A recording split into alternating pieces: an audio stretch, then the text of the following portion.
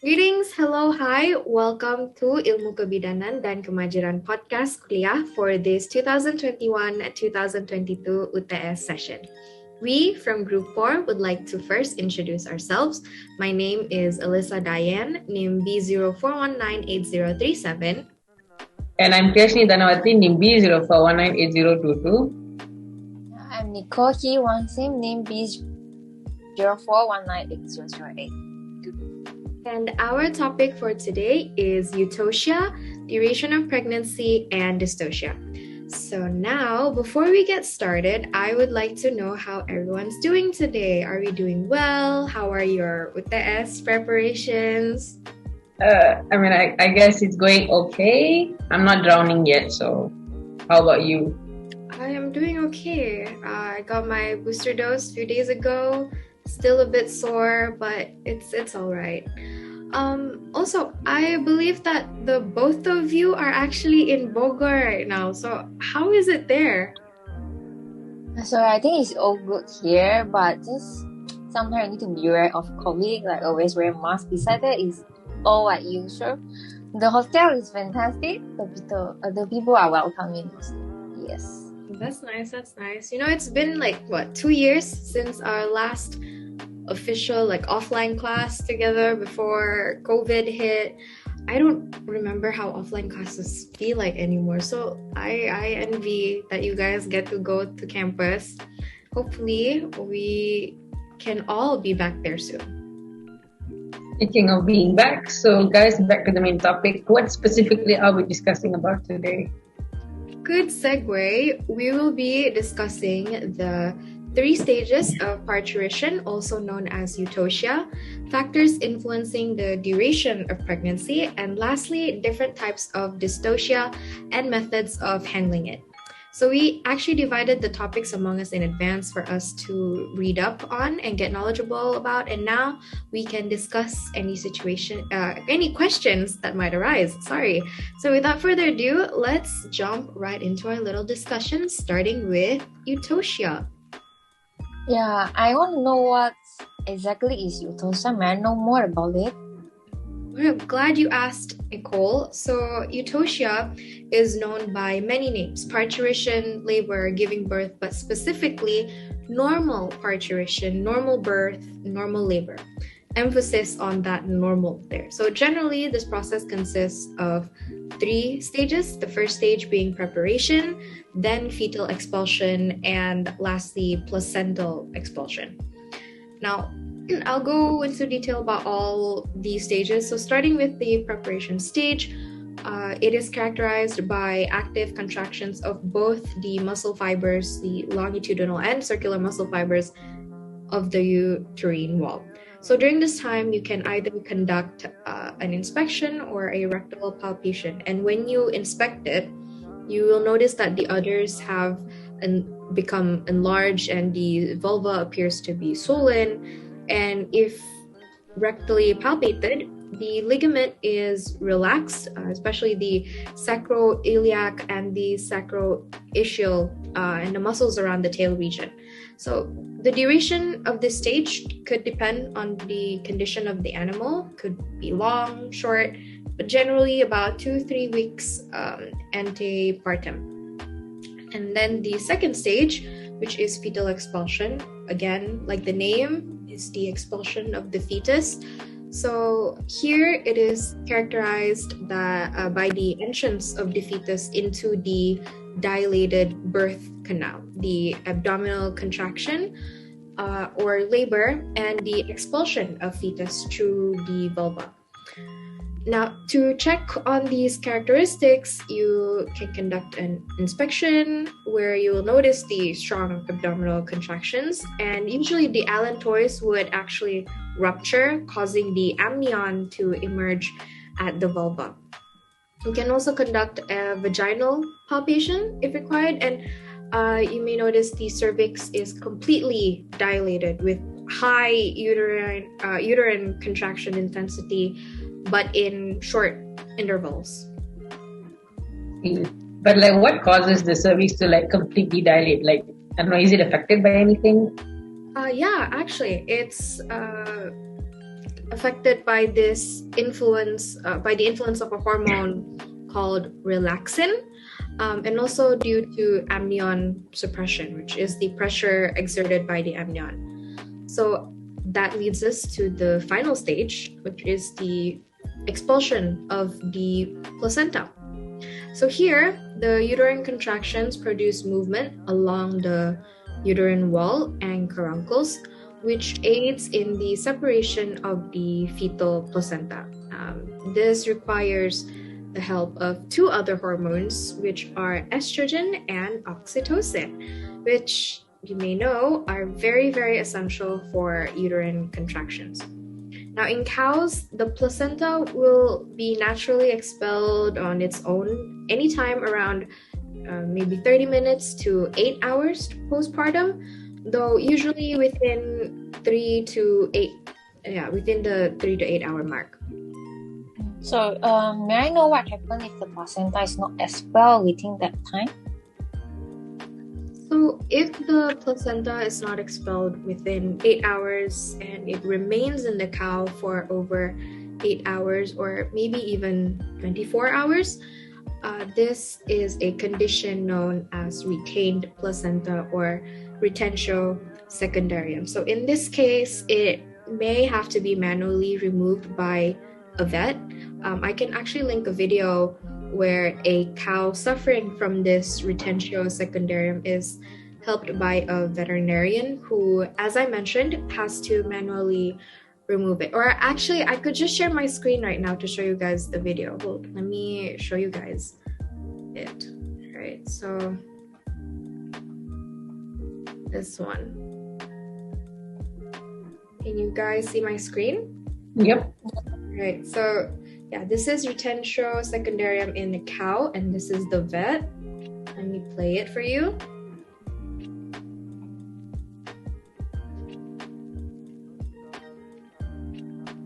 There's actually no sound, guys, so it's just quiet. Okay. Fine.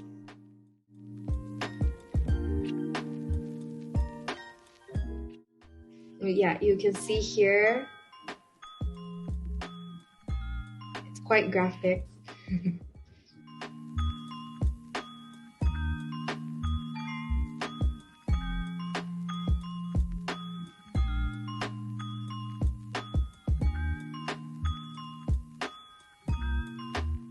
Yeah, so he has to insert his arm in and remove the placenta. As you can see, it's sort of starting to come out already.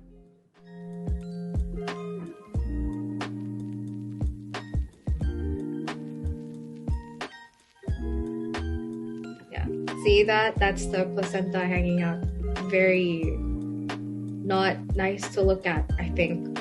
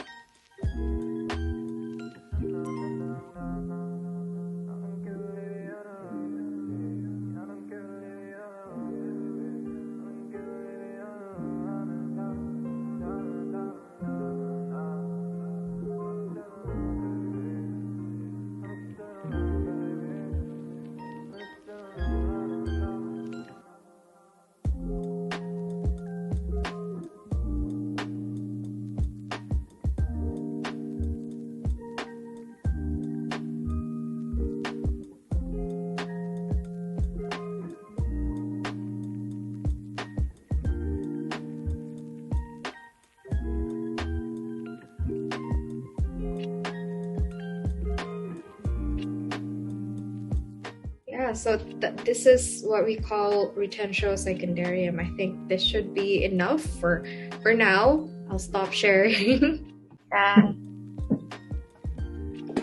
Wow, that is actually quite graphic. Thank you for the informative sharing, Alyssa.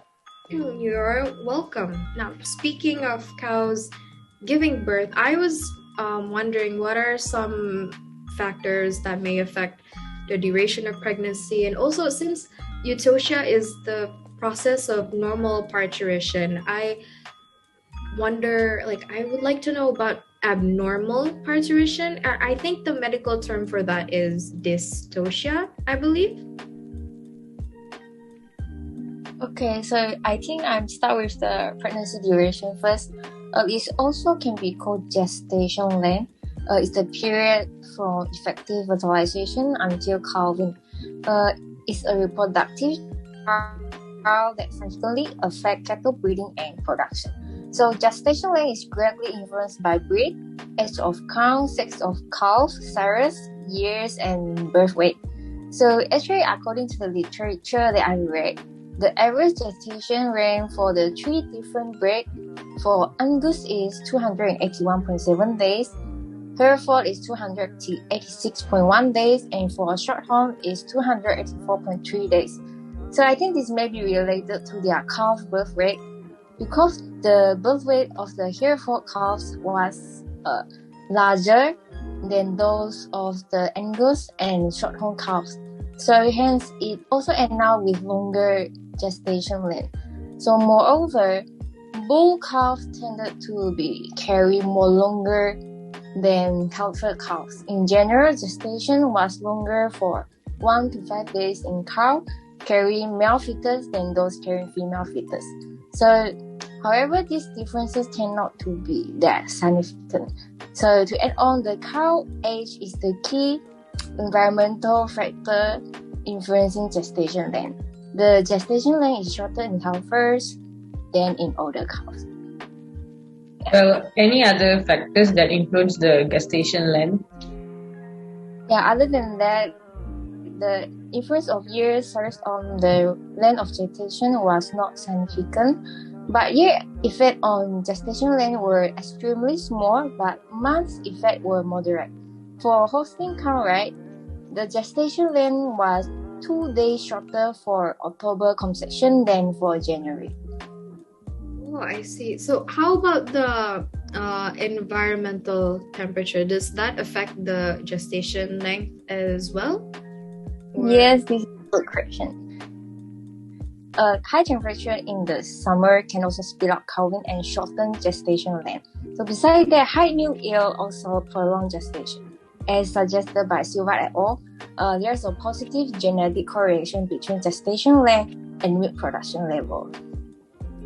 Interesting. Thank you for the information, Nicole. Yeah, welcome.